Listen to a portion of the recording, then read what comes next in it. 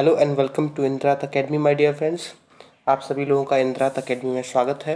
सबसे पहले मैं आप सभी लोगों को हैप्पी होली कहना चाहूँगा। होली की हार्दिक शुभकामनाएं। मैं ये आपको शुभकामनाएं देता हूँ कि ये होली आपके लिए रंगों भरी रहो, खुशियों भरी हो और उमंगों भरी हो माय डियर फ्रेंड्स। और इसी के साथ मैं आपसे ये भी कहना चाहता हूँ कि अगर आप हमारे चैनल पर नए हैं, आपने चैनल को सब्सक्राइब नहीं किया है, तो प्लीज़ आप चैनल को सब्सक्राइब कर लें और जो आपका बेल आइकन है उसे भी दबा लें। बेल आइकन भी दबा लें जिससे कि आपको आने वाली नोटिफिकेशंस मिलते रहें दोस्तों। तो चलिए अपनी क्लास को आगे बढ़ाते हैं। देखिए, पिछली क्लास में हमने ऑब्जेक्ट को कंप्लीट किया था, तो इस हिसाब से हमने जितने भी एस्पेक्ट्स पढ़े थे, जितने भी पॉइंट्स पढ़े थे, उसके बाद हम ये कह सकते हैं कि जो आपका सेंटेंस होता है, जो आपका दोस्तों सेंटेंस होता है, वो आपका ग्रुप ऑफ वर्ड्स होता है। वो होता है आपका ग्रुप ऑफ वर्ड्स। कैसा ग्रुप ऑफ वर्ड्स? जिसमें कि आपका मीनिंग फुल सेंस निकले। कैसा सेंस? मीनिंगफुल सेंस निकले। ऐसा ग्रुप ऑफ वर्ड्स जिसमें कि आपका एक मीनिंगफुल सेंस निकले और उन ग्रुप ऑफ वर्ड्स का एक बेसिक स्ट्रक्चर होना ज़रूरी है। Basic structure. कैसा बेसिक स्ट्रक्चर? बेसिक स्ट्रक्चर ये कि भाई आपके पास जो है आपका ऑब्जेक्ट है, सब्जेक्ट है, वर्ब होता है, एडजेक्टिव होते हैं, बहुत सारी चीज़ें होती हैं, तो वो उनका एक स्ट्रक्चर होता है कि कौन सी चीज़ कब आएगी और किसका क्या पोजीशन होने वाला है। जैसे हम अगर बेसिक एक छोटा सा लिखे तो ऐसा होता है subject plus verb plus object. तो ये एक बेसिक स्ट्रक्चर है इसका। तो इस तरीके से आपका जो है सेंटेंस का बेसिक स्ट्रक्चर होना चाहिए माय डियर फ्रेंड्स। दूसरी बात यह है, जो आपका है उसका एक कंटेक्चुअली मीनिंग होना चाहिए। उसका एक कंटेक्चुअली मीनिंग होना चाहिए। भाई देखिए, मान लीजिए आप सेंटेंस बना देते हैं, उसमें सब्जेक्ट हो, ऑब्जेक्ट हो, वर्ब हो और उसका मीनिंगफुल सेंस, मीनिंग भी निकल रहा है। ये नहीं कहता कि मीनिंग ना निकले, लेकिन उसका कंटेक्चुअली क्या होता है कि मतलब जो चीज़ आप अपने सेंटेंस के माध्यम से कह रहे हैं, क्या वो चीज़ यूनिवर्सल इस दुनिया में मतलब पॉसिबल है? भाई इम्पॉसिबल बात नहीं कह सकते इंग्लिश के सेंटेंस में आप। ये नहीं कि आप सिर्फ सब्जेक्ट वर्ब ऑब्जेक्ट का जो है आप कॉम्बिनेशन बना लें और अपनी चीज़ों को ख़त्म कर दें। जी नहीं, उसके लिए ज़रूरी ये है कि आप जो है अपना मीनिंगफुल सेंटेंस जो बनाएं, उसका जो है कंटेक्चुअली मीनिंग निकले। कंटेक्चुअली मीनिंग कैसे निकलेगा, उसका एक एग्जांपल हम देखते हैं। मैं आपको लिख दूं आपके सामने, राम किल्ड रावण। एक सेंटेंस मैं ये लिख देता हूँ, इसी के साथ में एक सेंटेंस और लिख देता हूँ आपके सामने, Ram killed me. Ram killed me. तो देखिए, इन दोनों ही सेंटेंसेस में आपका क्या डिफरेंस है, उसे हम लोग मॉनिटर करते हैं। देखिए, पहला सेंटेंस जो है अगर हम उसको देखें तो ये आपका सब्जेक्ट है, ये आपका वर्ब है, वर्ब की सेकंड फॉर्म है, ये आपका ऑब्जेक्ट है। तो इसका जो बेसिक स्ट्रक्चर वाला जो हमने कहा था वो पूरा होता है। इसका एक मीनिंगफुल सेंटेंस भी निकलता है। मीनिंगफुल सेंटेंस निकलता है कि राम ने रावण को मार दिया। तो जो मीनिंगफुल वाली बात आई थी वो भी इसमें फुलफिल होती है। अब क्या इसका कंटेक्चुअली मीनिंग निकलता है? जी हाँ, इसका कंटेक्चुअली मीनिंग निकलता है कि साहब राम ने रावण को मार दिया, बात खत्म। लेकिन अगर हम बात करें इस सेंटेंस की, इस नीचे वाले सेंटेंस की, तो इसको देखते हैं। इसका जो है आपका सब्जेक्ट वर्ब ऑब्जेक्ट वो वाला भी फुलफिल होता है। इसका मीनिंग भी निकलता है कि राम ने मुझे मार दिया। लेकिन क्या क्या ये जो संदर्भ, जिस संदर्भ में बात कही जा रही है, क्या वो पॉसिबल है? क्या वो पॉसिबल है? एक बात बताइए, मान लीजिए ये है राम। राम ने मुझे मार दिया। राम ने मुझे मार दिया, राम जी ने मुझे मार दिया और मैं कह रहा हूँ राम ने मुझे मार दिया।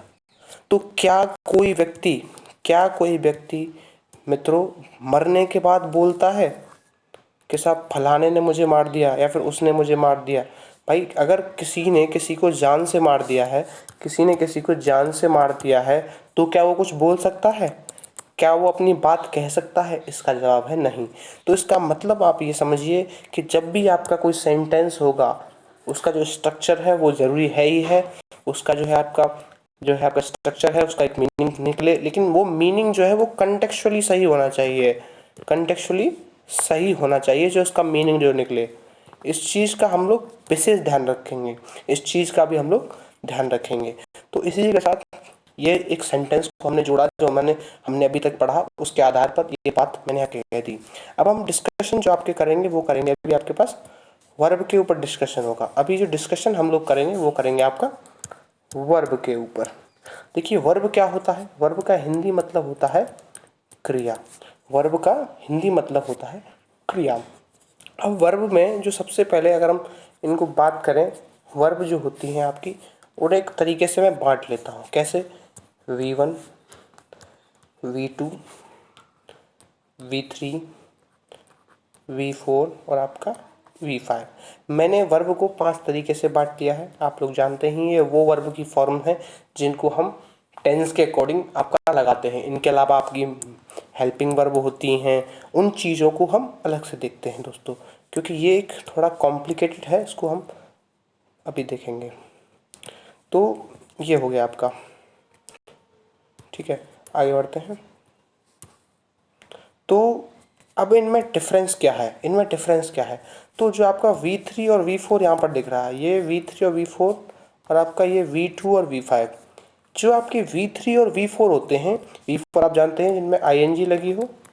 V3 वर्ब की थर्ड फॉर्म, भाई first form, second form, third form, भाई होती है वर्ब की फर्स्ट सेकंड फॉर्म। जैसे हम कहते हैं गो, वेंट, गॉन, आपने पढ़ा होगा गो, वेंट, गॉन। तो ये वर्ब की फॉर्म्स होती हैं, तो इस चीज़ को आप ध्यान रखेंगे। तो हम उसी चीज़ के बारे में बात कर रहे हैं, वर्ब्स की फॉर्म्स के बारे में। तो जो आपकी V3 और V4 होती हैं, ये हमेशा अपने से पहले ऑक्सिलरी वर्ब लेंगी। ऑक्सिलरी वर्ब क्या होती हैं? आपकी सहायक क्रियाएं जिन्हें हम कहते हैं, यानी कि सहायक क्रियाएं। जो आपकी V3 और V4 होती हैं, ये अपने से पहले सहायक क्रियाएं लेती हैं, ये आप ध्यान रखेंगे। जो आपकी V2 और V5 होती है, जो आपकी V2 और V5 होती है, जो V2 और V5 होती है, ये अपने से पहले कोई भी सहायक क्रिया नहीं लेती, यानी कि नो ऑक्सिलरी वर्ब V2 और V5 से पहले। अब जो आपका V1 होता है, ये चीज़ आप इस चीज़ को पहले समझ जाइए कि जो आपका V3 और V4 होता है वो अपने से पहले सहायक क्रियाएं लेते हैं, यानी कि ऑक्सिलरी वर्ब लेते हैं। जो आपके V2 और V5 होता है वो अपने से पहले कोई भी ऑक्सिलरी वर्ब नहीं लेते हैं मेरे दोस्तों। तो अब हम बात कर रहे हैं V1 की। जो आपका V1 होता है, जो आपका V1 होता है, इसके बारे में बात करते हैं। V1 का कैसे यूज़ होता है? V1 ऐसे यूज़ होगा, सब्जेक्ट के बाद V1 आएगा, उसके बाद आपका ऑब्जेक्ट आएगा, या फिर आपका सब्जेक्ट आएगा, उसके बाद आपका मॉडल आएगा, उसके बाद आपका मॉडल आएगा, उसके बाद आपका V1 आएगा। देखिए जब भी आपका मॉडल आएगा उसके बाद हमेशा V1 आएगा, ये आप ध्यान रखें इस चीज़ को।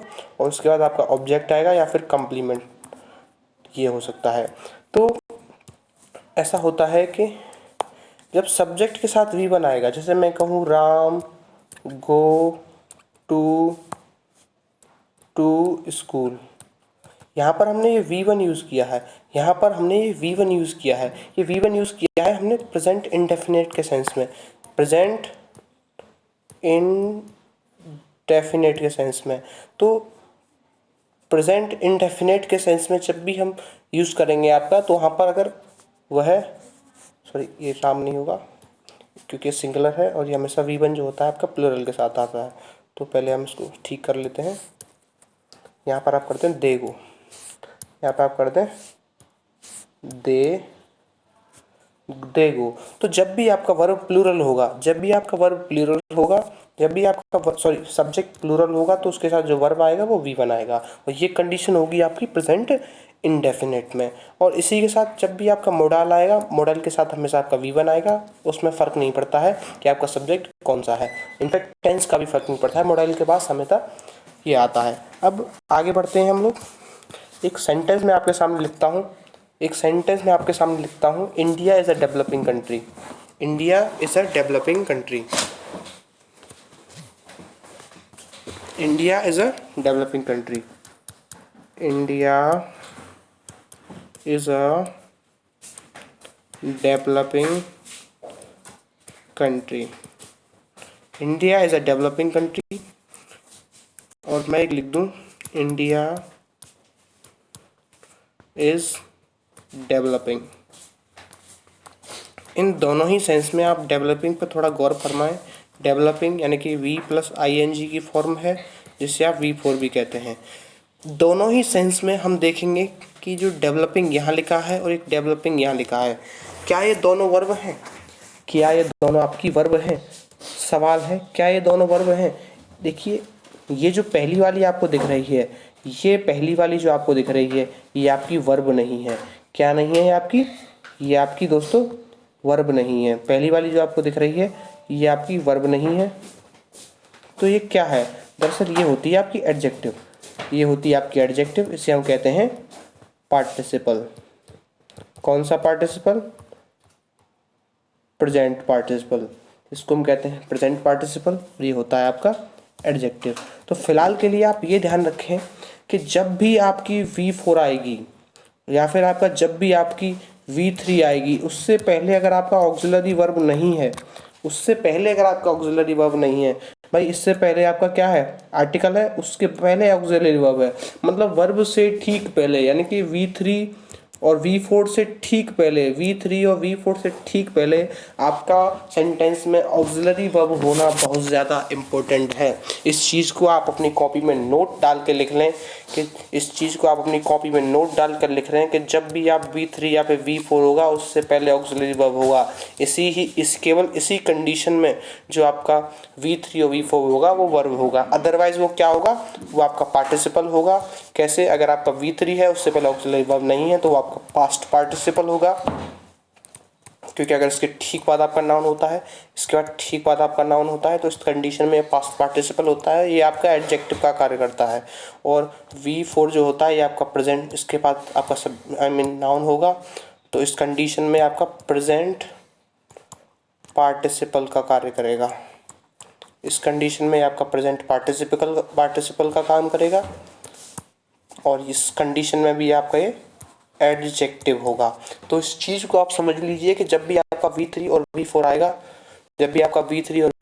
उससे पहले आपका ऑक्सिलरी वर्ब होना ज़रूरी है, तभी हम उसको ऐसा वर्ब कंसीडर करेंगे। कैसे? जैसे यहाँ पर आप देख सकते हैं, इंडिया इज़ डेवलपिंग, या फिर मैं कहूँ अमेरिका हैज़ डेवलप्ड। तो इसमें आप देख सकते हैं दोनों ही सेंटेंस में ये V4 है, और इससे पहले आपका ये ऑक्सिलरी वर्ब हैज़ है, इसमें आपका ऑक्सिलरी वर्ब इज़ है। तो इस कंडीशन में दोनों हैं आपकी वर्ब हो सकती हैं। तो अदरवाइज़ अगर ऐसा नहीं है आपके सेंटेंस में, तो ये आपकी वर्ब नहीं होंगे।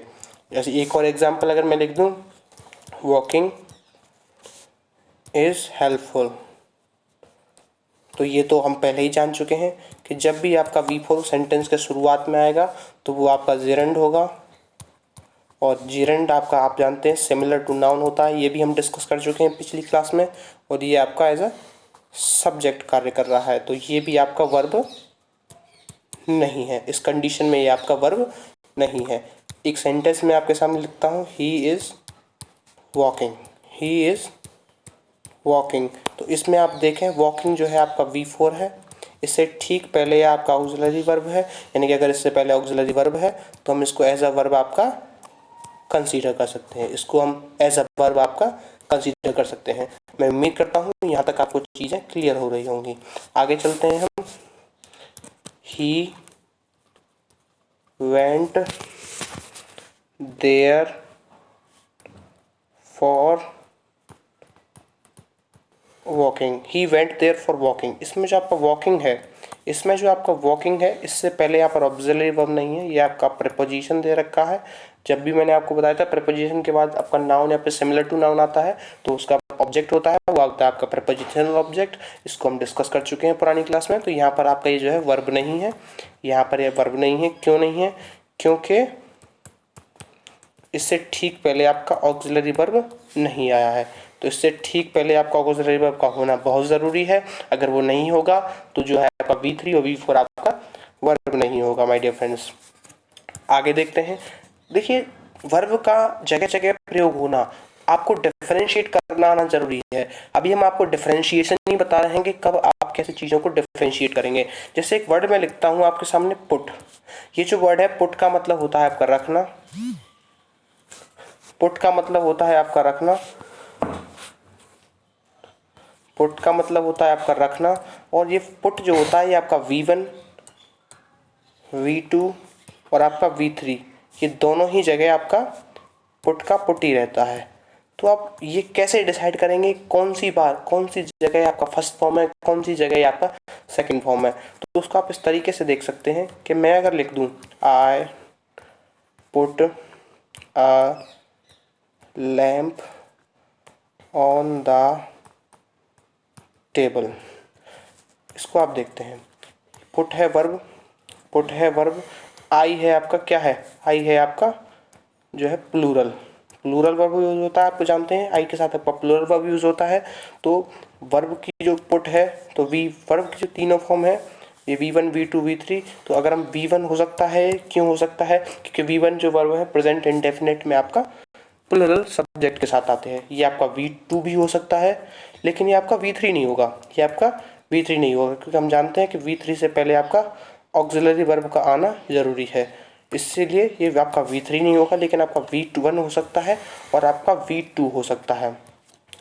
तो इसी के साथ जैसे मैं लिख दूं ही put a lamp on the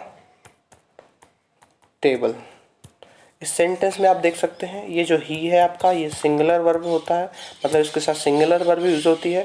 तो जो पुट है आपका भाई, अगर ये प्रेजेंट इंडेफिनिट होगा तो इसके लिए आपका सिंगुलर वर्ब यूज होगा, इसके लिए इसके साथ आपका सिंगुलर वर्ब होगा अगर आपका प्रेजेंट इंडेफिनिट में होगा तो।